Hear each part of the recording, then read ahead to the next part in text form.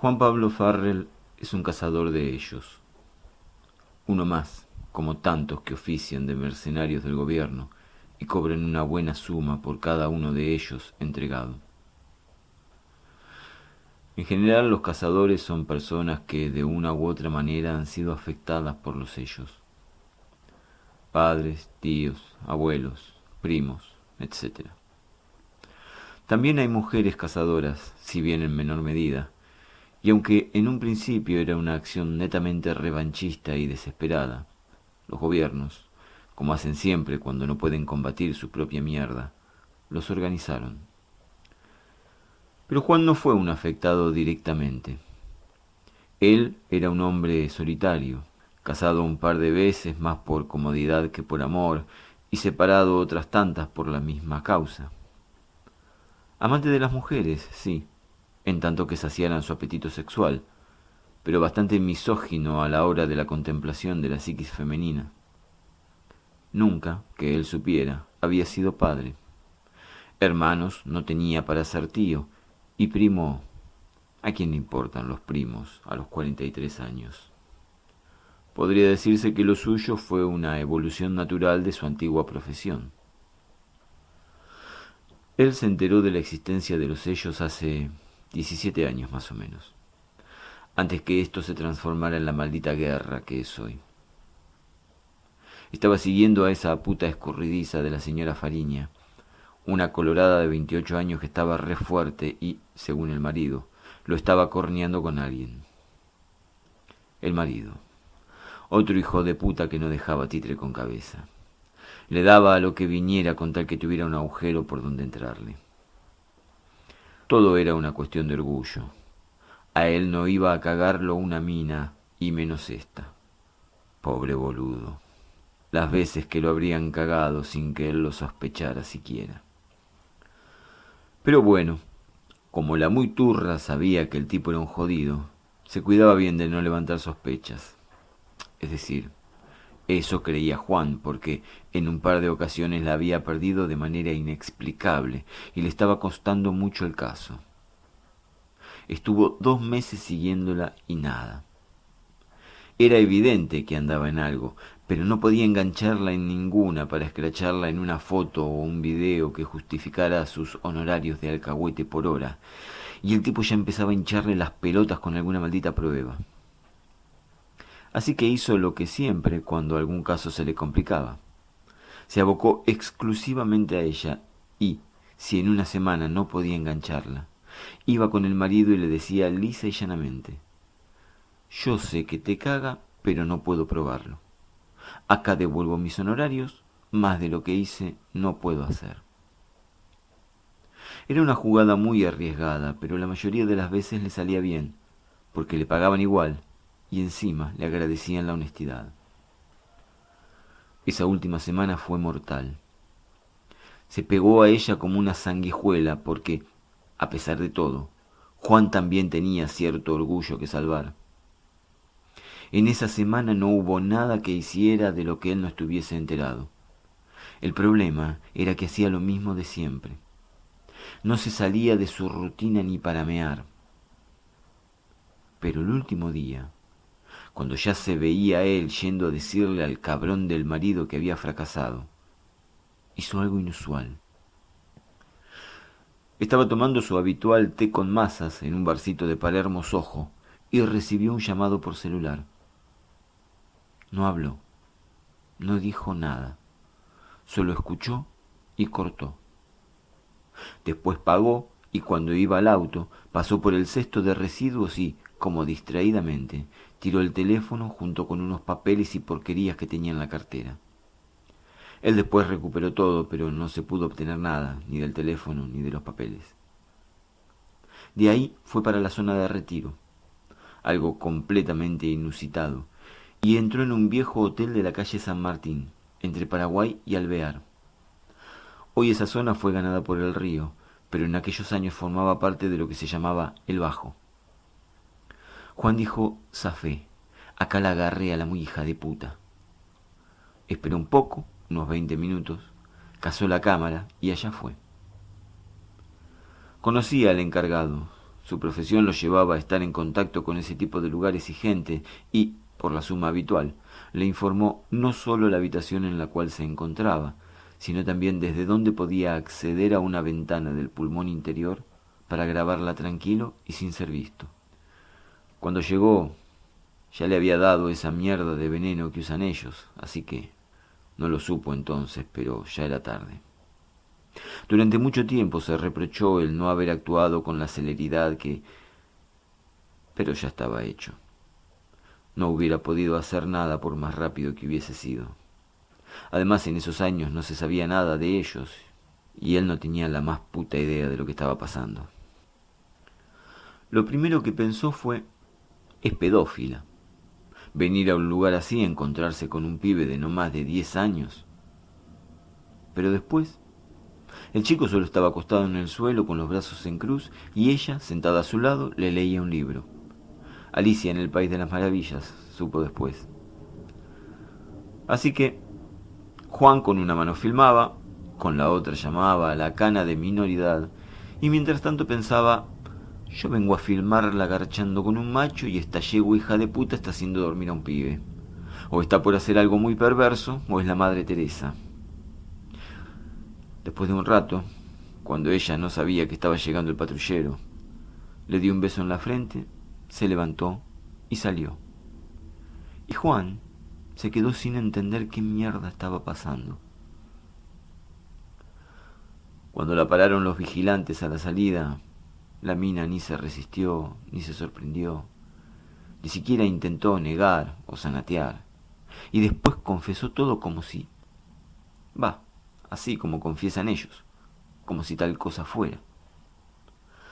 Así se enteró de su existencia. Cuando fueron a ver y se encontraron con el pibe muerto, todo de blanco, acostado sobre una cruz pintada en el suelo. La mierda, solo pudo pensar. La mierda.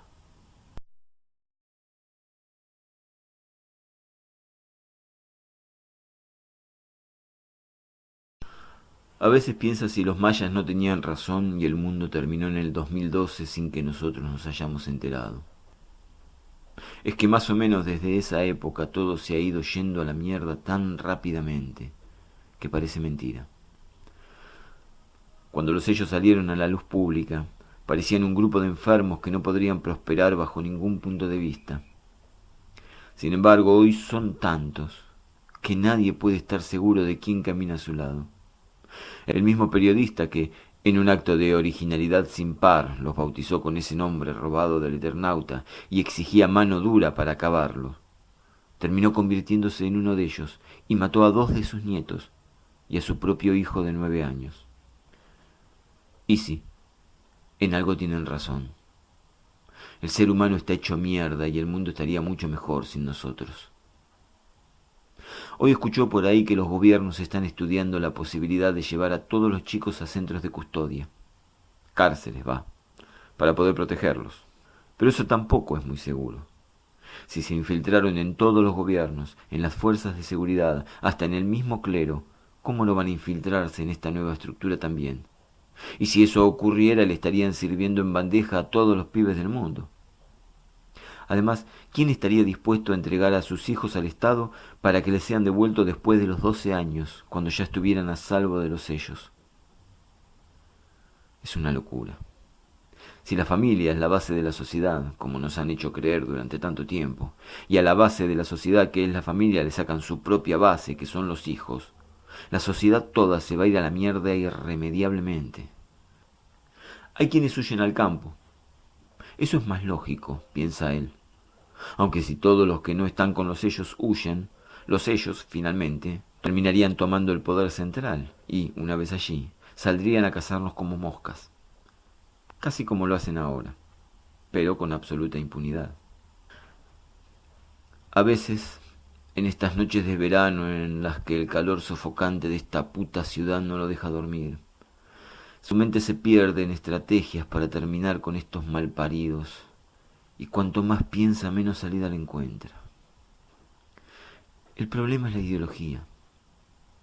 Estos tipos piensan que lo que hacen está bien, Están convencidos ideológicamente que el camino a la salvación es a través de la extinción de la especie, y tienen esa mierda tan machacada dentro que no hay Dios que los mueva de eso. Encima los chinos, que al principio los usaron como una especie de control de la natalidad, y los yanquis, que los usaron como una máquina de limpieza étnica, y los europeos, que los usaron para frenar la explosión demográfica africana, y sus pensamientos que concluyen en una trompada a la almohada y una reflexión ineludible. La concha de su madre a todos los gobernantes de este puto mundo que alimentaron esta mierda mientras decían combatirla y se cagaron en todos nosotros y nuestros descendientes. Y ahora, que están dentro de sus propias estructuras de poder, matando a los hijos de sus propios votantes, no saben cómo carajo hacer para parar toda esta mierda. Y él tampoco sabe cómo la van a parar. No lo sabe. Y lo que es peor, los gobernantes tampoco tienen ni puta idea. La pena de muerte no fue solución. La muerte convierte en mártires a quienes se creen santos. La legalización de la tortura tampoco sirvió para nada, pues jamás se negaron a cooperar en el suministro de información. La condena a tortura perpetua para utilizar el dolor físico como terror, la última gran idea de quienes dicen protegernos, tampoco está dando resultados, pues sus filas se siguen engrosando. Mientras, nuestras mujeres ya comenzaron a optar por no embarazarse en tanto que esto no mejore, y esto, al no mejorar, termina siendo otra victoria a su favor. Son un maldito hato de psicópatas que no sienten culpa. Repite una y otra vez en su mente, alejando de sí al descanso. Ese es el problema. No sienten culpa los muy hijos de puta. Estos tipos matan a un pibe a la mañana y siguen con su día felices y contentos, sintiendo que han hecho un bien al universo. Y antes de irse a dormir, rezan un Padre Nuestro y después se sientan en la cama a pensar qué pibe van a matar a la mañana siguiente. Y lo más loco, lo increíble, lo irracional y desquiciado, es que cada día son más.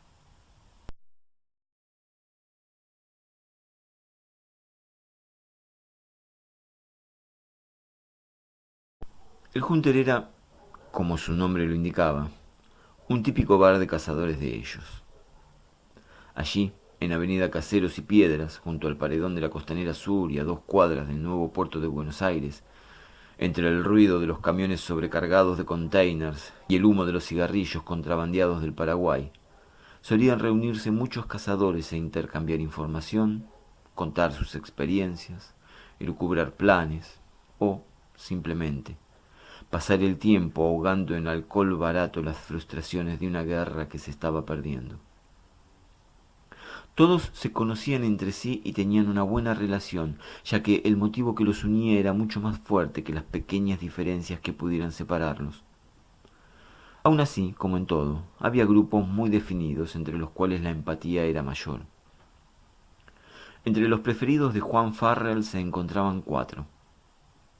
Kevin, un pibe de 25 años que se salvó de ser una víctima de los sellos cuando su madre, que se había convertido, estuvo a punto de sacrificarlo, y zafó solo porque la chica que le enseñaba matemáticas no levantó el mensaje de texto donde suspendía la clase de ese día. David, un loco de 34 años, medio paranoico, que nunca pudo ingresar a ninguna fuerza de seguridad a causa de su perfil psicológico y debió conformarse con ser bombero, hasta que conoció a un cazador que lo metió en este quilombo y así halló su razón de ser. Él, al igual que Juan, eran de los pocos que no habían sido víctimas de los sellos y eran considerados de los más altruistas por unos o de los más mercenarios por otros. Después estaba el abuelo. Todos lo llamaban así por contar con 63 años, sin tomar en cuenta que él se había hecho cazador después de perder todos sus nietos a mano de los sellos. 4 sacrificados por sus propios padres, es decir, sus hijos. El abuelo había sido profesor de filosofía y era uno de los pocos que se interesaba en saber los motivos que llevaba a los sellos a matar chicos y cómo conseguían que esa ideología pudiera prosperar tan fácilmente en la sociedad. Era sin duda quien más comprendía su modo de pensar, pues, como él mismo decía, Cuanto más los entiendo, mejor los combato. Y terminaba con una frase en latín: sublata causa, tolitur effectus. Es decir, suprimida la causa, desaparece el efecto. Y finalmente estaba Irina, 27 años, la más joven de las 3 mujeres que frecuentaban el bar, y tal vez por eso mismo la más codiciada. Si bien era muy bella, la dureza de su rostro solía alejar por igual a propios y extraños, y aunque Juan había intimado con ella un par de veces, nunca hubo entre los dos un lazo mayor que el del momento compartido. Su historia era particularmente triste, pues era una de los denominados vulgarmente vaciados. Hacía 11 años, los sellos coparon pacífica y silenciosamente todos los hospitales de Capital y unos cuantos del Gran Buenos Aires.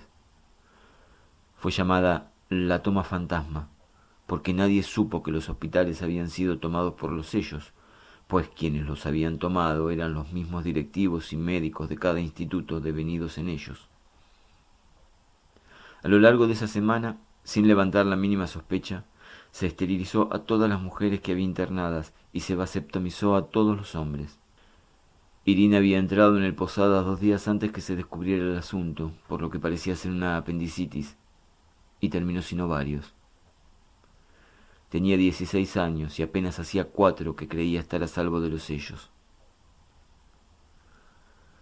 Esa fue la primera vez que hicieron algo así. Una puta mierda que cada tanto se repite aisladamente. Irina no capturaba a ellos. Simplemente les volaba la cabeza en el acto.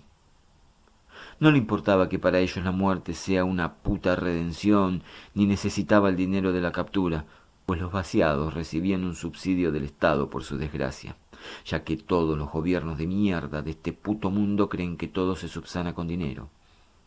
Y como matar a ellos no estaba penado por la ley, era su forma de tomar revancha. En realidad todos los cazadores, quien más, quien menos, quería matar a estos hijos de puta. Sobre todo cuando los capturaban y ellos se entregaban tan pacíficamente, con esa maldita expresión de superioridad mística que daban ganas de cagarlos a trompadas hasta romperse los nudillos. Pero los cazadores vivían de esto, y si no los entregaban, no cobraban.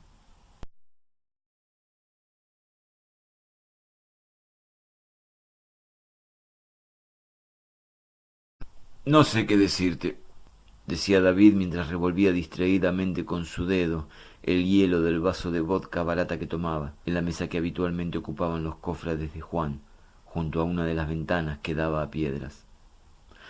A veces me pierdo con este tipo. Yo creo que sabe muchísimo. Es más, creo que sabe mucho más de lo que dice. Acotaba Kevin con su espalda recostada sobre la silla para amacarse en ella. Hablaban del abuelo y una de sus elucubraciones del día anterior. Para mí piró. Es decir, sabe un montón de muchas cosas, pero hay un punto donde creo que eso le juega en contra. ¿Por qué? Porque sí. El tipo mezcla filosofías de la antigüedad que se podrían aplicar a la estructura de pensamiento de los sellos, como dice él, pero en realidad no tiene ninguna prueba de que eso sea así. Es decir, asocia lo que sabe con lo que supone y arma una teoría. ¿Y eso está mal? ¿Acaso las teorías no se arman así? David bebió un largo sorbo de vodka, tal vez para esconder su falta de respuesta. Luego lo miró y concluyó. A mí me importa 3 carajos porque estos tipos matan pibes. A mí lo único que me interesa es que el Estado me provea las herramientas para cazarlos mejor y punto. Una buena cámara, un buen micrófono, un droncito, un buen fierro, son mucho mejor que una buena explicación de por qué los sellos hacen lo que hacen. No, para mí una cosa no quita la otra. Estar equipados es muy importante, pero saber cómo piensan también. A estos tipos no los vamos a eliminar cazándolos de a uno. A estos tipos los vamos a eliminar cuando entendamos qué los mueve, y eso solo lo sabremos cuando sepamos cómo piensan. ¿Cómo piensa un tipo que cree que matando a un pibe va a salvar el universo? Déjame de hinchar las pelotas. Está loco y hay que matarlo. Punto. Lo matás y se acabó la ideología. No jode más. Kevin lo observó impotente. El pragmatismo de David era más contundente que los teoremas del abuelo, y aunque sus discrepancias eran evidentes, no encontró cómo refutarlo. No sé, casi reflexionó para sí mismo. Por lo pronto yo tengo que casar a alguno, porque hace como 3 meses que no entrego a nadie y ya se me empiezan a juntar las cuentas. Son rachas. Yo ya casé 4 al hilo. Esto es así. O son todos ellos, o no los encontrás ni con lupa.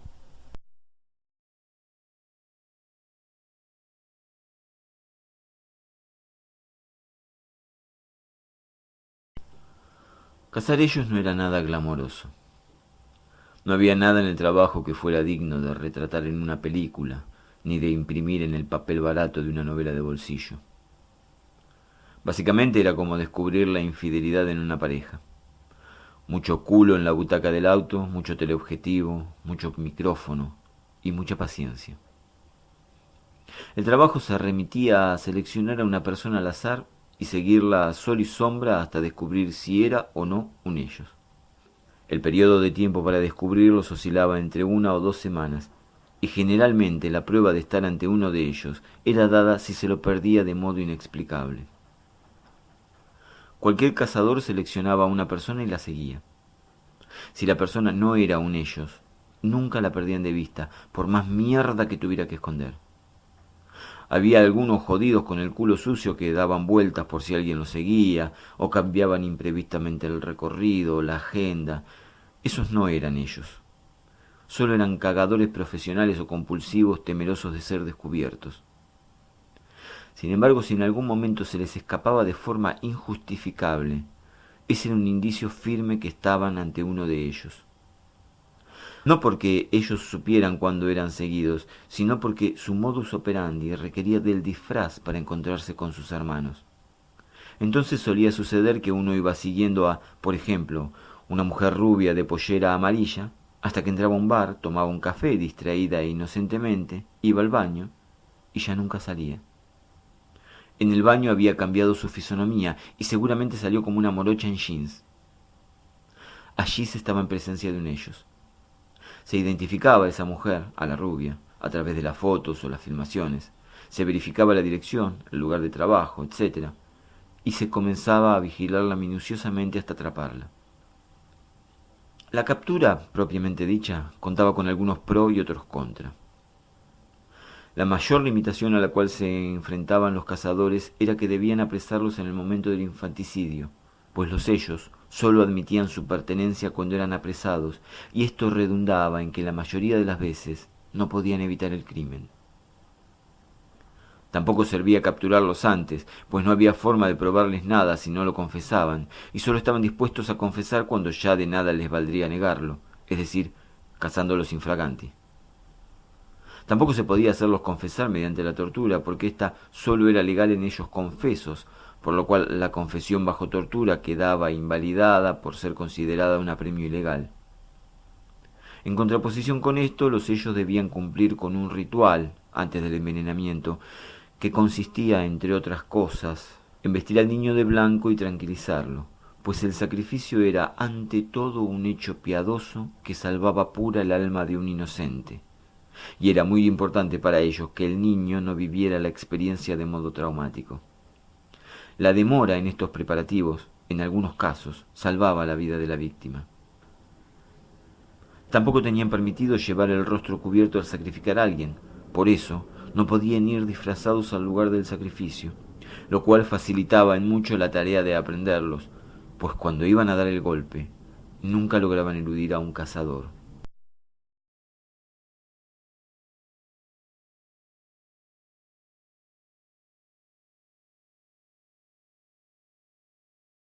No hay necesidad.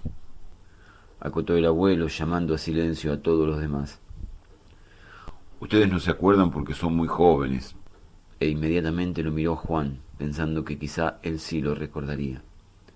Pero hace mucho tiempo atrás había unas cámaras de reconocimiento facial. Las cámaras estaban conectadas a un ordenador y tomaban X cantidad de puntos del rostro humano. Esos puntos eran indisimulables, es decir, no podían ocultarse con nada. La cámara leía el rostro en base a esos puntos e identificaba inmediatamente a la persona, tuviera la apariencia que tuviera. como las cámaras telemétricas, opinó Irina con tono de no estar escuchando nada nuevo. No, señorita, Respondió el abuelo. las cámaras telemétricas no toman puntos del rostro, toman conformación morfológica y profundidad de las cavidades, lo cual es fácilmente disimulable con un buen maquillaje y apósitos de látex.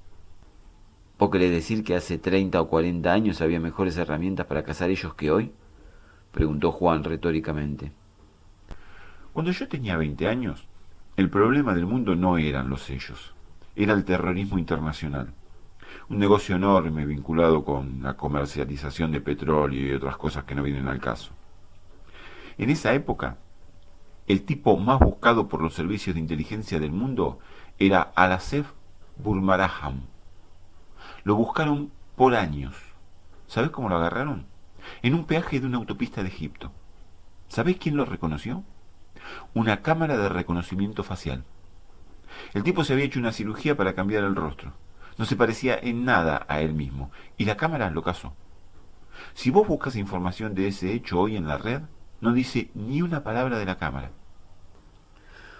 ¿Burmarán? Preguntó Irina con su MNC Mini Netbook celulares en mano. Burmarahan, con H intermedia. Respondió y continuó. En los siguientes 10 años se borró todo vestigio de la existencia de esas cámaras. Y esas cámaras hoy serían extremadamente útiles para cazar ellos. ¿Y qué es lo que querés decir vos? Casi increpó David. ¿Que no cazamos ellos porque no queremos? Yo no digo nada. Yo solo comento un hecho puntual que llama grandemente mi atención. Sí, Aportó Irina. acá está. Alasef Burmaraham, líder del grupo Organización Terrorista de Principios de Siglo, aprendido en una autopista del Cairo, bla bla bla bla. Jeque árabe devenido en terrorista, bla bla bla, atentado con arma química en Berlín, ola de atentados en Estados Unidos, detenido al traspasar un peaje, bla bla bla, juzgado y ejecutado. No dice nada de cámaras de reconocimiento facial. Eso no quiere decir que lo que él dice sea cierto. Reflexionó David. ¿Por qué voy a mentir? Se defendió de inmediato, al unísono que Juan también lo reprendía por sus dichos. Yo no digo que mienta, Respondió más a Juan que a el abuelo. pero es un tipo grande ya. ¿Qué sabes si lo que él se acuerda pasó como pasó? Escúchame, nene. Voy a cumplir 64 años. Falta mucho para que me ponga gaga, ¿eh? Gaga o no, lo que no entiendo es cuál es tu punto. ¿Cuál sería el motivo para sacar de circulación una cámara que nos alivianaría tanto el trabajo? No sé, decímelo vos. Yo creo Acotó Irina, como intentando evitar una discusión. que si esto es así, quizás los sellos se infiltraron a tal punto en las estructuras estatales que hicieron desaparecer todo vestigio de esa cámara. Pero según él dice, las cámaras desaparecieron mucho antes de la aparición de los sellos, reflexionó Juan. Yo no tengo respuestas, solo preguntas. Intentó cerrar el tema el abuelo. Si tuviera respuestas sabría cómo terminar con los sellos. Y no lo sé. Todavía. Por eso mismo, como no tenés ni puta idea, deja que piensen los que saben. Déjate de joder, David. Replicó Irina con gracia. ¿Quiénes son los que saben? ¿El gobierno? Si están más perdidos que todos nosotros juntos. ¿Y entonces qué haces trabajando para el gobierno? Porque cazar ellos es trabajar para el gobierno. Respondió rápidamente, quizás sin tanto humor. Yo no caso ellos. Yo mato hijos de puta. Y matando hijos de puta, salvé más pibes que todos ustedes juntos. Vos trabajas para el gobierno. Yo no trabajo para nadie.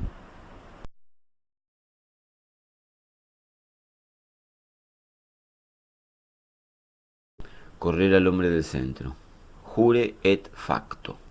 Ese era, según el abuelo, el nutriente vital de las teorías de los sellos. En el universo circular de los dogmas todo confluye en el centro.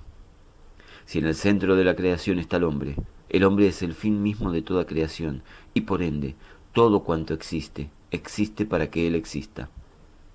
Pero, decía el abuelo, si sacás al hombre del centro y pones en su lugar al universo, el hombre pasa a ser una partícula insignificante y minúscula, algo que, según la naturaleza destructiva del ser humano, está dañando al planeta, por ende al universo, y por ello al mismo Dios. Así pensaban. En base a esas simples doctrinas comenzaban a sembrar su mierda en la mente de quienes quisieran escucharlos. Convencer a alguien que el mundo está hecho pedazos no es nada difícil. Mostrar al proceder humano como irracional y despiadado con respecto al mundo natural es tan sencillo como decir, mirá aquí. Todo apunta a nosotros como los causales de cuanto desastre podamos imaginar. No por nada los sellos proliferaron tan rápidamente entre los ecologistas, y de allí a señalarnos como algo digno de combatir para alcanzar cierta armonía cósmica, hay un paso. Y no olvidemos el contexto, solía repetir una y mil veces el abuelo, como en sus días de cátedras. Esto fue alimentado desde el poder, como la Guerra Fría, la plutocracia y el terrorismo, porque si a un gran mal lo cubrís con un mal mayor, el gran mal pasa a ser un mal menor, y finalmente se percibirá como un bien. Al principio del siglo, el gran mal eran las guerras de poder que estaban desangrando al mundo. Todos querían quedarse con todo, y ganara quien ganara, nosotros perderíamos. Lentamente los sellos, el mal mayor, aparecieron en escena, y el mundo se abroqueló en un poder más o menos centralizado para poder combatirlos. Porque un enemigo genera la cohesión de un pueblo, y un enemigo común a todos los pueblos, la cohesión de los pueblos todos, decía una y mil veces, y siempre aclaraba. Carl Schmitt decía, se debe tener una imagen enemiga para tener sociedad. El problema es que un enemigo genera miedo, y el miedo lleva a delegar y centralizar el poder en alguien capaz de generar un temor mayor para amedrentar al enemigo. Y terminaba cerrando. El poder centralizado que ha venido a tomar ese lugar es aquel gran mal del principio de siglo que hoy, merced a los sellos, percibimos como a un bien. Pero el día que le ganemos a los sellos, si es que logramos ganarle, va a quedar un sistema represivo tan fenomenalmente fuerte y organizado que no sé qué mierda va a pasar con el maldito mundo por venir. Allí comenzaban larguísimas disertaciones sin solución de continuidad, que terminaban desanimando a quien estuviera dispuesto a escucharlas. Después, siempre llegaba alguien trayendo la noticia de un nuevo ellos casado, y el desaliento era cubierto por la euforia momentánea que la falsa sensación de una batalla ganada les regalaba. La verdad era que no había mucho por hacer de parte de los cazadores para terminar con los sellos. En proporción había más de 150 ellos por cada cazador y sus filas se engrosaban cada vez más rápidamente. Por cada uno de ellos capturado o asesinado, 2 se unían a su movimiento. Y si aún no habían ganado, era porque su dogma les impedía participar en una guerra de exterminio que involucrara la muerte de condenables, como ellos llamaban a los adultos. Por ello, su concepción de la aniquilación de la especie estaba dada en impedir su reproducción. Según el abuelo había descubierto, su ideología se basaba en la creencia de una sola y gran alma humana, disgregada en todos los hombres, mujeres y niños del mundo. Este alma solo lograría la comunión con su Dios, o fuerza universal, cuando estuviera completa, y estaría completa no solo cuando muriera toda la humanidad, sino también cuando los condenables hubiesen pagado su purga en el infierno. El infierno de los ellos era una construcción basada en las creencias de Orígenes, el teólogo cristiano de principios del siglo III, quien señalaba que la finalidad de los castigos infernales eran purgatoriales y que era proporcional a la culpa del individuo. Orígenes sostenía que, con el tiempo, el efecto purificador llegaría a todos, terminando con la condena infernal, y todo habitante del infierno sería a la postre devuelto a la felicidad de Dios. Era por esto que los sellos no tenían permitido por su dogma matar adultos, pues éstos, en su carácter de pecadores, irían a engrosar las filas del Averno, y, a mayor cantidad de moradores del infierno, más se retrasaba la anhelada comunión de este alma única con Dios. Además, y por esto mismo, matar a un condenable, al estar prohibido, equivaldría a hacerse a ellos mismos merecedores de una condenación mayor, retrasando al doble la redención colectiva. En contraposición con esto, los niños eran puros por naturaleza mientras fueran infantes, y, al sacrificarlos en ese estado de gracia, sus almas no debían expiar ninguna culpa, y por ello no retardarían dicha unión con la deidad. El sacrificio de un inocente, por su calidad de tal, era un acto misericordioso que no sólo unía directamente a esa partícula de alma con Dios, sino que hacía al victimario merecedor de una gracia aún mayor ante el universo, evitándole, tal vez, su pasaje por el infierno, acortando todavía más los tiempos de la salvación. Así todo, siempre aclaraba el abuelo, si los ellos fueran perdiendo, no dudarían en iniciar una guerra abierta contra la humanidad, porque el fin último de toda extinción, sea por los medios que fuere, siempre terminaría en la reunión del alma única de todos los hombres con Dios.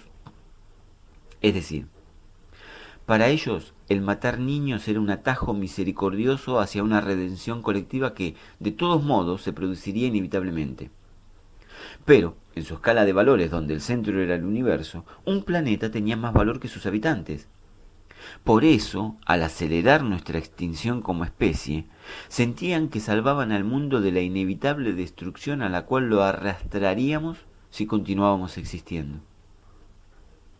Puesto en estos términos, se veía una lucha a dos frentes. Por un lado, la ecológica. La extinción de la especie era de suma importancia para salvar el planeta. Y por otro, la mística.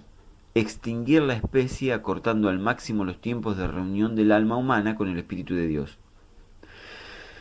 Pero, si los ellos concibieran que matando solo a los niños la extinción humana sería tan lenta que no llegarían a salvar al planeta, entonces no dudarían un instante en salir a matar adultos cuerpo a cuerpo como en una maldita guerra convencional, aunque esto demorara la tan mentada redención humana por siglos. Y así, con tantos argumentos a su favor dentro de su discurso doctrinario, era muy difícil ganar una puta batalla.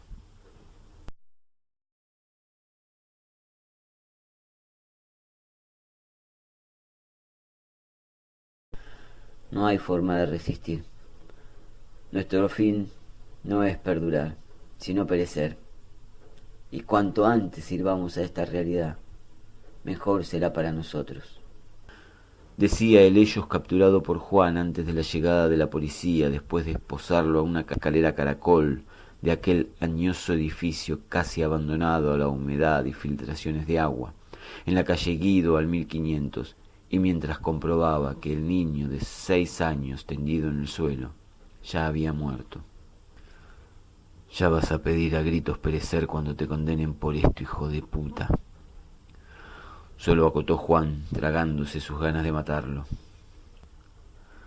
La tortura, sí. Si no nos exigieran entregarlo sin un rajuño, ahora mismo te estaría cagando a trompadas de tal manera que ni podrías pensar en la tortura. El ello sonrió levemente con sorna. Vos sos esclavo del dinero, yo de la verdad. Pensé que la verdad los hacía libres a ustedes, no esclavos. Juan se asomó por la ventana y volvió a oprimir el botón localizador de su MNC para que el patrullero lo ubicara rápidamente. La misma verdad que me libera es aquella por la cual ustedes me harán esclavo de sus tormentos. Sí, y ahí vas a pedir que te maten. ¿Y sabes qué? No te van a matar. La tortura se combate hablando, respondiendo a todo cuanto se pregunte con lujo de detalles, con minuciosa precisión. Aclarar sus dudas, clarificar sus errores, acceder a todo con tal de evitar el dolor, y aún en él, continuar hablando con obsecuente colaboración. Dar nombres, lugares, fechas, quién está arriba, quién abajo, quién obedece y quién toma las decisiones. Hablar de los planes secretos, de las formas de organización, del reclutamiento, de la acción.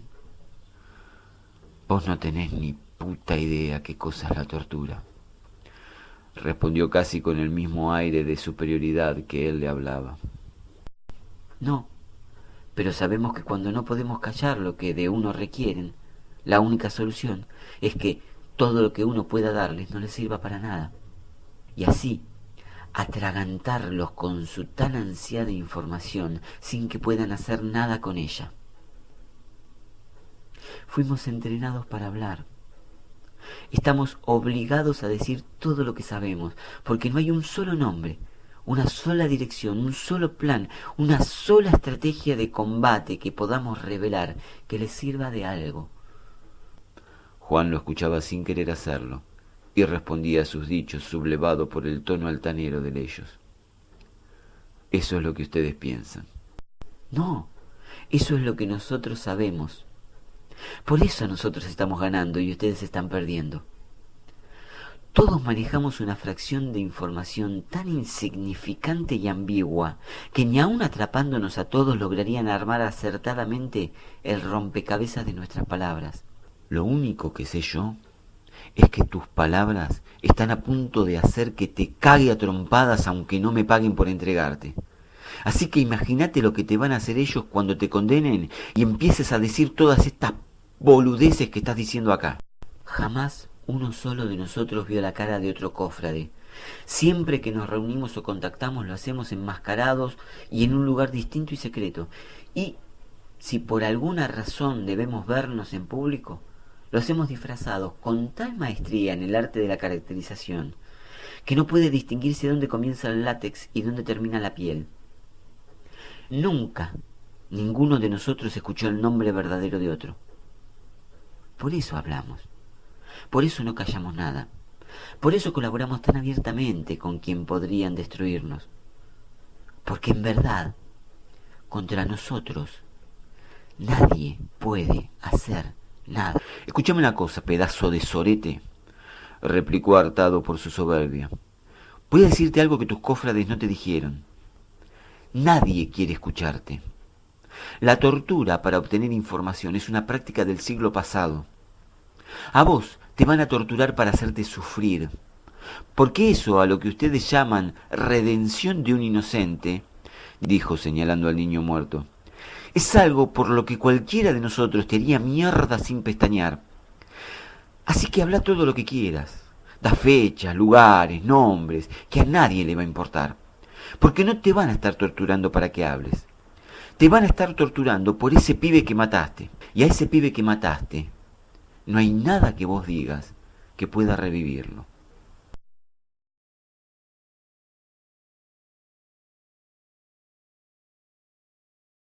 Una vez por mes había que someterse al polígrafo en los centros de identificación de las personas, o CIP, pequeñas oficinas policiales que pululaban por toda la ciudad, y aunque Juan Farrell consideraba una pérdida de tiempo que se interrogara a los cazadores sobre si pertenecían o no a los sellos, concurría puntualmente a la cita cada último jueves del mes en la dependencia que le había sido asignada conforme a su domicilio, un añoso edificio de departamentos en Combate de los Pozos y México. La entrevista era obligatoria y la no asistencia era penada con fuertes multas o, incluso, la cárcel. Por lo cual, era preferible soportar el caos vehicular del centro porteño, sobre todo ahora que el lento avance en la construcción de la nueva Casa Rosada sobre las otroras Plaza Lorea y Mariano Moreno había puesto fin a la unión entre las calles Paraná y Luis Sáenz Peña y Montevideo y Virrey Ceballos, así como también a la curva que conectaba Avenida de Mayo con Avenida Rivadavia. Si a esto se le sumaba que aún no se habían culminado las obras de la nueva autopista ribereña, que vendría a reemplazar la obsoleta 9 de julio, y que el servicio de subtes la mayoría de las veces se encontraba interrumpido por fallas eléctricas fruto de las filtraciones de agua, entrar en el centro con un auto y salir de él en menos de 2 horas era una tarea titánica. Lo peor de todo era que, según los científicos, ambas obras serían un gasto completamente espurio de los fondos públicos, pues de continuar subiendo el nivel de los océanos a la tasa actual, en pocos años esta zona también terminaría bajo el agua. Según algunos, con el tiempo sería inevitable el traspaso del Distrito Federal a alguna provincia mediterránea, como Córdoba o La Pampa, y la radicación definitiva del puerto en Rosario, ahora que el Paraná era lo suficientemente ancho y profundo para navegarlo continuamente y sin mayores contratiempos.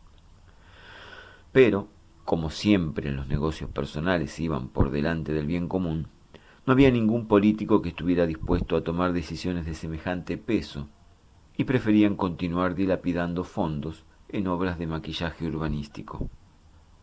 Exactamente lo mismo, aunque en un sentido menos funesto, que lo hecho en la lucha contra los sellos.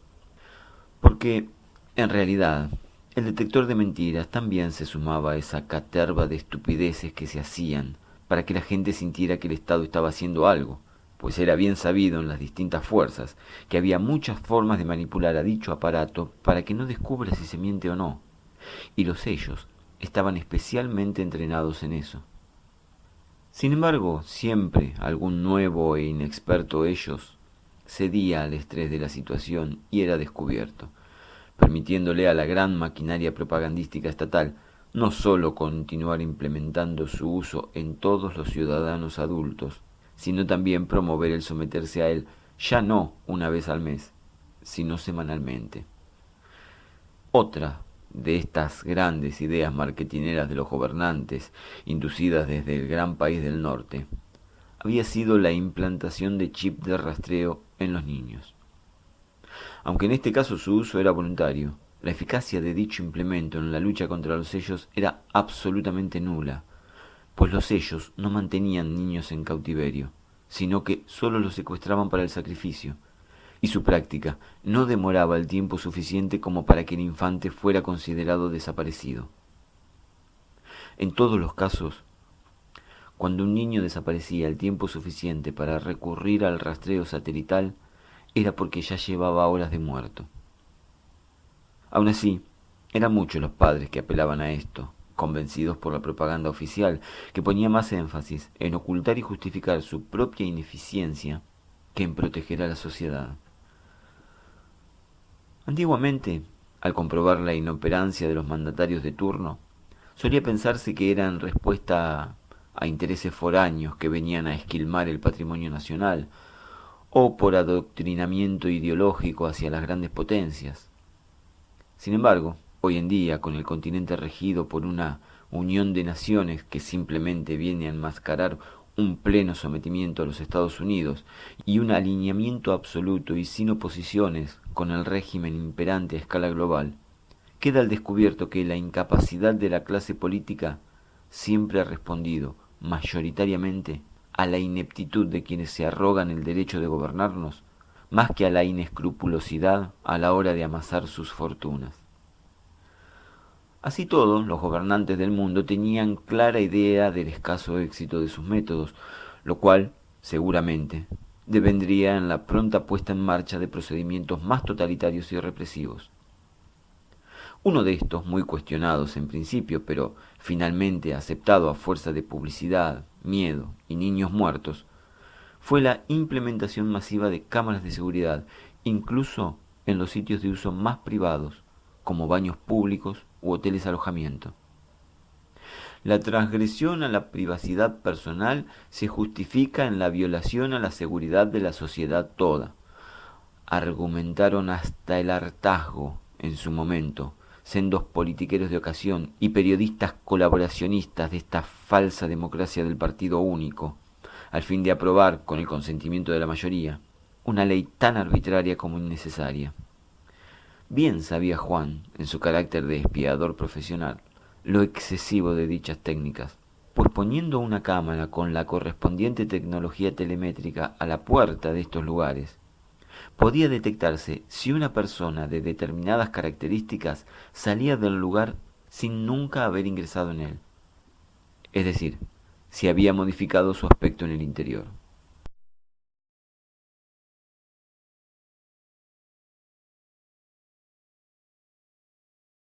Necesito otro fierro.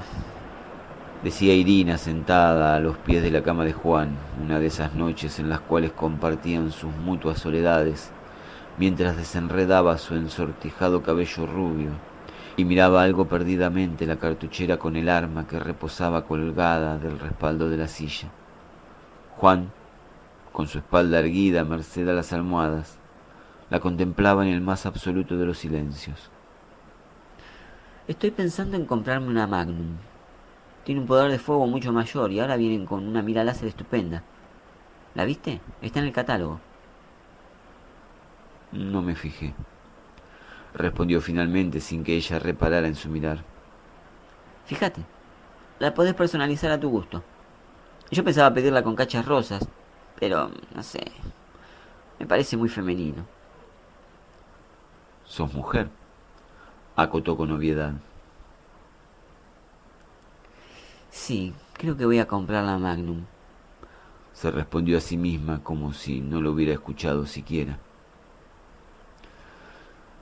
«Estamos haciendo todo mal», dejó escapar reflexivamente Juan, después de una larga pausa en la cual cada uno parecía perdido en sus propios pensares, pero en realidad estaban más perdidos en los pensares del otro que en los propios. ¿Quiénes? Preguntó casi desconcertada, quizás sin entenderlo, o tal vez entendiendo otra cosa. «Nosotros», ¿Nosotros? ¿Nosotros quiénes? aclaró la pregunta, revelando en su aclaración un temor casi inconfesable. «Nosotros, los cazadores», respondió sin pensar para luego entender su duda. «¿Por qué? ¿De qué nosotros creías que hablaba?». No, de ninguno. No te había entendido, por eso te pregunté. Evadió ella la respuesta, y una nueva pausa los invadió por otro extraño momento. ¿Por qué estamos haciendo todo mal? Juan la contempló un momento más. En realidad él tampoco quería llevar sus palabras en cualquier otro sentido, y continuó con su planteo original. «Estamos muy solos. Tendríamos que trabajar en equipos, formar grupos. No sé, organizarnos de otra manera». Irina lo pensó un momento. No, gracias. Yo trabajo sola. Para mí es mejor así. «Lo tuyo es distinto». ¿Por qué es distinto?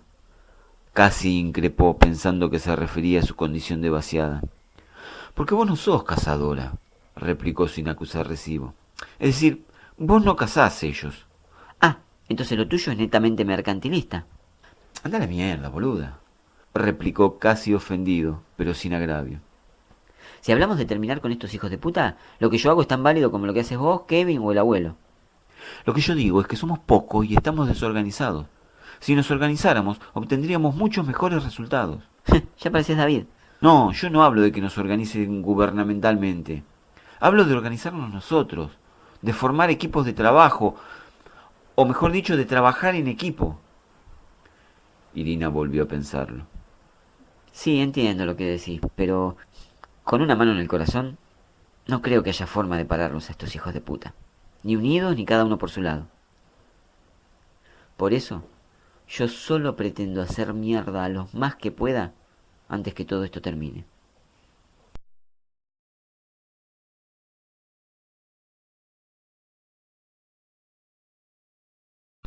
Aquella tarde, al llegar al Hunter, Juan se enteró de la noticia que había un nuevo encargado. Sí, el Hunter no era un genuino reducto de almas trasnochadas por la vigilancia constante, atendido por un dueño bohemio, filosofando eternamente acodado en la barra, sino una franquicia de otra puta multinacional. Ni el olor a bodegón de puerto, ni los ceniceros saturados de colillas, ni el helecho medio muerto del rincón por el cual se accedía a los baños, eran fruto de su idiosincrasia. Todo formaba parte de una estética prefabricada por diseñadores europeos buscando un target determinado, un consumidor específico. Ya nada quedaba en esta maldita ciudad inundada que no fuera subsidiario de. No había negocios familiares ni emprendedores independientes, solo clientes y empleados. Siendo así, cada tanto tiempo sucedía que un encargado era reemplazado por otro de similares facciones y discurso enseñado en cursos introductorios de barman sin noche, sin calle, sin experiencias propias de vida y con una estúpida sonrisa estudiada en la comisura de un labio rictus por demás. Pero, siendo este un bar de cazadores, ello no podía ser tomado a la ligera, y siempre que se modificaba el staff del lugar, se comisionaba a alguno de los parroquianos a seguir al nuevo empleado para asegurarse que no sea un ellos infiltrado con el fin de desenmascarar cazadores y hacerle más difícil su trabajo. Hasta ahora nunca había sucedido que alguno lo fuera, pues la empresa tomaba todos los recaudos necesarios antes de contratar a alguien, pero, un poco por la paranoia propia de su oficio, otro poco por la desconfianza natural a los empresarios, quienes jamás admitían ni admitirán el emplear ellos, y otro poco por saber que el 60% de la población activa eran ellos, empleados en sendas empresas que desconocían la actividad privada de su personal, la vigilancia era realizada, y en esta oportunidad la misma había recaído en Juan Farrell. El trabajo era una verdadera mierda, pues el tiempo invertido nunca era remunerado. Si la persona que se seguía resultaba no ser un ellos que pudiera capturarse y entregarse, las horas de vigilancia no redundaban en un beneficio económico y, en estos casos, la posibilidad de estar trabajando gratis se acrecentaba casi hasta el 100%. Así todo, Juan no se quejaba. Este era un acuerdo tácito que había entre los cazadores, y todos sabían que, en aras del bien común, en algún momento deberían llevar a cabo el infructífero trabajo. Así, los días de Juan transcurrían o bien dentro del Hunter, simulando tomar algo y nada más, o bien fuera de él, sentado en su Volkswagen Wodan V5 biodiesel turbopotenciado y equipado con cámaras telemétricas inteligentes, micrófonos de alto alcance y blanco fijo instaladas en la computadora central y controladas desde el parabrisas táctil. Un lujo que era subvencionado en parte por el Estado, pues los cazadores tenían importantes subsidios especiales para equiparse en pos de un mejor desempeño en su lucha contra los sellos. Otra de esas boludeces marketineras, pero al menos de estas se podía sacar algún provecho. Además ayudaba, en cierto modo, a enrolar cazadores, pues muchos jóvenes comenzaban en esto sobre pretexto para tener un 0 kilómetro de lujo a un 40% del valor del mercado, y una vez familiarizados con esta vida, ya no cambiaban de oficio. En el caso de Juan, cuando él comenzó, las ventajas para los cazadores no eran tales, pero una vez concedidas, no tardó en aprovecharlas. Así, no solo contaba con tecnología de punta en el arte del espionaje, sino que había podido acondicionar su auto a gusto y antojo, potenciando el motor al máximo y permitiéndosele violar algunas normativas sobre la eliminación de gases. A cambio de esto tuvo que soportar en más de una ocasión de parte de grupos ambientalistas radicalizados, pintadas con aerosoles sobre la carrocería, instándolo a la utilización de autos eléctricos o híbridos de baja cilindrada de los que tanto pululaban por la ciudad, entorpeciendo aún más el tránsito con su andar lento y falta de reacción. Juan era, aunque tal vez él mismo lo ignoraba, uno de los tantos que creían que el mundo ya estaba perdido, y solo nos quedaba a nosotros, los últimos mortales sobre la tierra, disfrutar de su existencia hasta que no quedara nada de él. Quizás era por eso que tenía un auto potenciado que emanaba gases de invernadero en un mundo que se derretía cada vez más rápidamente, y en una ciudad donde, ni aunque tuviera que perseguir al líder mundial de los sellos, podría hacer gala de toda su potencia. Estando en ese plan, el de la vigilancia al nuevo barman, fue que una noche notó que un pequeño Suzuki Ten color negro se estacionaba periódicamente en las cercanías, sin que jamás descendiera de él nadie, lo cual era un obvio procedimiento de vigilancia. Al ingresar el número de la matrícula en la base de datos, merced al escáner que disponía en su vehículo, el resultado no fue una persona particular, sino el nombre de una empresa asociada a una compañía marítima. Ello no era de extrañar, ya que se encontraban tan cerca del puerto. Sin embargo, al indagar en esta empresa, el laberíntico recorrido de acciones y accionistas daban cuentas de encontrarse ante una corporación fantasma. Esto solo podía indicar que estaba en presencia o bien de una agencia de inteligencia del Estado o de los sellos. Y cualquiera que fuera el caso, era absolutamente anormal, pues ni el gobierno solía estar espiando a los cazadores, ni los sellos tenían costumbre de arriesgarse tanto. Así, debatiendo en esta disyuntiva sus pensamientos, entró al Hunter en busca del abuelo o Irina, los únicos de su círculo que estaban en ese momento en el bar, y al encontrarla primero a ella, su elección quedó resuelta. Luego tomó su anotador negro y escribió en él: «Vení, nos están espiando». Juan, al igual que cualquier cazador, sabía que si lo estaban siguiendo con un micrófono de blanco fijo no podía hablar, pues escucharían todo cuanto dijera, estuviese donde estuviese. Asimismo, cualquier artilugio de comunicación electrónico, como los MNC, podrían ser intervenidos fácilmente. De este modo no quedaba más que recurrir al viejo y fiel papel para planear cómo descubrir quiénes los espiaban mientras simulaban hablar de otra cosa. Luego de planear la estrategia para acercarse a los vigiladores y obtener de ellos alguna información, su diálogo amable y cordial comenzó a derivar en reproches íntimos que lentamente los condujo a una discusión de pareja. Esta discusión, en escasos 5 minutos, creció hasta hacerse intensa, llevándolos a abandonar el Hunter en procura de algo más de intimidad. En la vereda intercambiaron insultos, arrebatos de machista posesivo y desplantes de mujer independiente en procura de su libertad sexual. Luego, como si todo fuera parte de un perverso juego de seducción, ella accedió en subir a su auto, donde continuaron discutiendo por casi 10 minutos. Finalmente, él arrancó e intentó salir velozmente, pero ella abrió la puerta haciendo el amague de bajar para impedírselo. Juan la tomó de un brazo y pretendió volver a subirla, recorriendo otro corto trayecto a gran velocidad, hasta que Irina volvió a abrir la puerta, dispuesta a saltar entre cachetazos al aire e insultos. Pero él, en vez de detenerse, aceleró aún más dando un volantazo, producto de la pelea, y golpeando levemente todo el costado del Suzuki con su paragolpe delantero. Después de esto vino la desinteligencia, quizás fruto del fin de lo pautado. Él descendió de su vehículo pretendiendo continuar con la farsa, como quien protagoniza un accidente de tránsito común y corriente, en tanto que Irina lo hizo blandiendo al aire su flamante Magnum 357 de aleación de titanio y níquel, cargado con municiones de punta hueca aún sin estrenar. La respuesta fue inmediata, una ráfaga de ametralladora y precipitarse a la fuga por piedras con rumbo al centro. Juan e Irina, después de escudarse tras el blindaje del Volkswagen, se lanzaron tras ellos casi perdiéndolos cuando doblaron en Carlos Calvo. Juan sabía que de continuar zigzagueando por las angostas callejuelas de la ciudad los perdería, pues el Suzuki, por una cuestión de tamaño, tenía más posibilidades de sortear el tránsito. Entonces, intuyendo su ruta de escape, decidió dejar de perseguirlos y desviar por Independencia.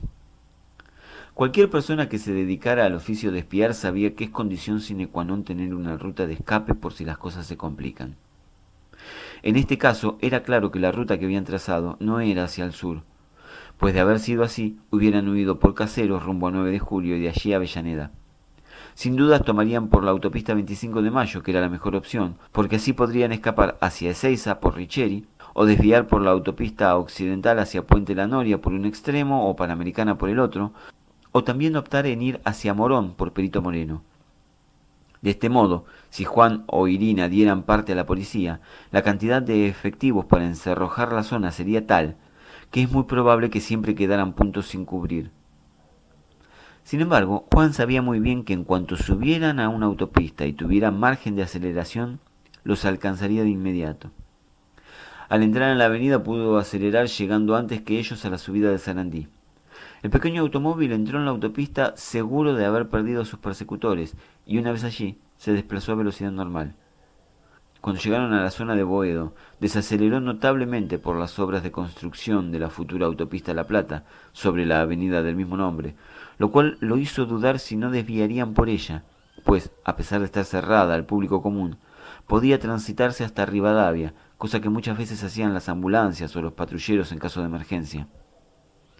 Sin embargo, no lo hicieron y continuaron con normalidad hasta la altura de Curaparigüe, donde evidentemente notaron que los estaban siguiendo porque volvieron a acelerar y a realizar una serie de riesgosos zigzagueos evasivos entre el tránsito. Juan supo entonces que era el momento de exigir a su máquina, y en escasos 500 metros se le puso a la par intentando encerrarlos contra el guardarrail, mientras ella, ansiosa por estrenar su nueva arma, se aprestaba a dispararle a las ruedas.